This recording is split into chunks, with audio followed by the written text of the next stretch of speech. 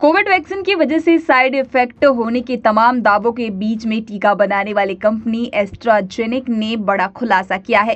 Company ने अदालत में पेश किए दस्तावेजों में पहली बार माना है कि कोविड वैक्सीन 19 के वजह से साइड इफेक्ट हो सकते हैं, लेकिन ऐसे मामले की संख्या काफी कम होने का दावा किया गया है। कोविशील्ड और कोविड-जेवेरिया नाम के दुनिया भर में बिकी वैक्सीन। अब आपको बता दें कि कोरोना महामारी के दौरान पूरी दुनिया में ऑक्सफोर्ड एस्ट्राजेनेका कोविड वैक्सीन के कोविशील्ड और वैक्सजेवेरिया नाम से दुनिया भर में बिकी वैक्सीन। जी हां, आपको बता दें कि कोरोना महामारी के दौरान पूरी दुनिया में ऑक्सफोर्ड एस्ट्राजेनेका कोविड वैक्सीन के कोविशील्ड और वैक्सजेवेरिया समेत कई नामों से बेचा गया। फिलहाल इस वैक्सीन की वजह से होने वाली मौतें समेत कई गंभीर बीमारियों को लेकर एस्ट्राजेनेका के पास केस दायर किया गया है। कंपनी पर आरोप है कि उसने ऑक्सफोर्ड यूनिवर्सिटी की मदद से जो वैक्सीन तैयार की है उसमें कई तरह के साइड इफेक्ट सामने आए हैं। इस शख्स ने दायर किया मुकदमा। अब आपको बता दें कि कौन शख्स था जिसने इस कंपनी पर मुकदमा दायर किया है। गौरतलब है कि कई परिवारों ने अदालत में केस दायर किया। उनका आरोप था कि एस्ट्राजेनेका वैक्सीन के साइड इफेक्ट्स की वजह से गंभीर दिक्कतें हुई हैं।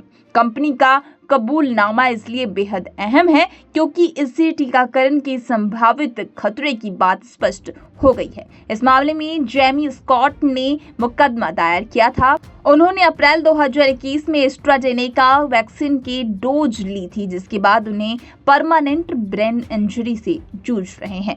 वैक्सीन की वजह से हुए थे कई साइड इफेक्ट्स। अब आपको बता दें कि गौर करने वाली बात है कि जेमी स्कॉट समेत अन्य मरीजों के मामलों में थ्रोमासाइटोपेनिया सिंड्रोम यानी TTS के साथ ट्रोमासिस नाम के रेयर साइड इफेक्ट्स की बात सामने आई है। इस सिंड्रोम की वजह से ब्लड क्लॉट और प्लेटलेट काउंट घटने जैसी समस्या होती है। एस्ट्राजेनेका कंपनी की ओर से यूके के हाई कोर्ट में पेश किए गए कानूनी दस्तावेजों में कहा गया कि वैक्सीन की वजह से TTS जैसे साइड इफेक्ट्स हो सकते हैं, लेकिन इसकी आशंका बेहद कम है। कंपनी के कबूलनामे में क्या है, अब आपको इसकी भी जानकारी देते हैं। लंबी कानून प्रक्रिया के बाद एस्ट्राजेनेका कंपनी ने साइड इफेक्ट्स की बात कबूली है। अब सवाल उठता है कि आगे क्या होगा।